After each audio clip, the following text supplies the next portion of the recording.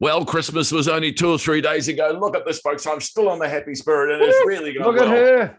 Wow. Stay standing up, Max. That's too good not to look at. Awesome. Marilyn would love it. That's a lovely compliment for her. She would be really impressed. Very cool. Very cool. Anyway, welcome back, Bourne. It's good to see you, old friend. And look, it's really good back to being folks. But look, we've got some serious stuff to deal with. Today in the front page of the Herald was all about how our government's spending so much money on consultants. Now, I worked in the public service for a while, and what I observed was this. Never does a public servant make a mistake when they make a decision. Never. Why? Because they get a consultant to make the decision or a recommendation, and then they'll go with it. If the consultant balls it up, then they're great. They keep their job, nothing goes wrong, and they don't make a decision. But who pays for the consultant? You and me, folks. You and me. So Vaughan's got some facts here. Vaughan, what's going down, man? Well, Max, that's a great topic that you brought up. And look, the argument that government spending is out of control gets a lot stronger when you look at this particular article the Herald ran today.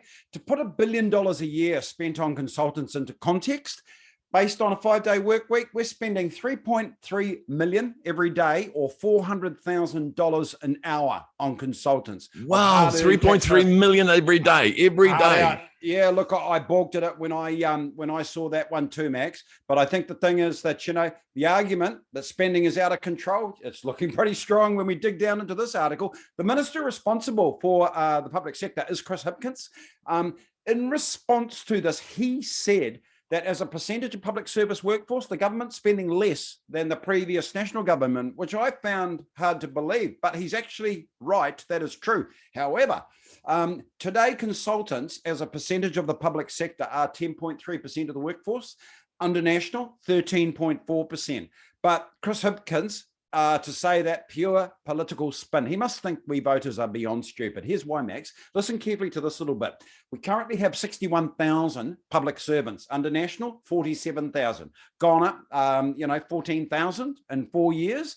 They're paid an average of $88,000 a year. So we spend $5.3 billion a year on consultants. The key government had 47,000, paid an average of 75, spent 3.5 billion. So almost 2 billion less under national. That's why the percentage is higher as a chunk of what national spent, because they were spending less on public servant. So talk about the double scoops of the ice cream, more consultants and more public servants under this government. Right. And the question is, hey, doesn't that crazy, Max? Oh, it is crazy. It should be one or the other, If you're going to actually get someone to help you make a decision, then you don't need that big team that you've got. Look, you might feel important. You might feel a big timer. But if you need a team of experts working for you, as well as employer consultant, you are remiss in your job, in my view. There should be a review made of all public servants.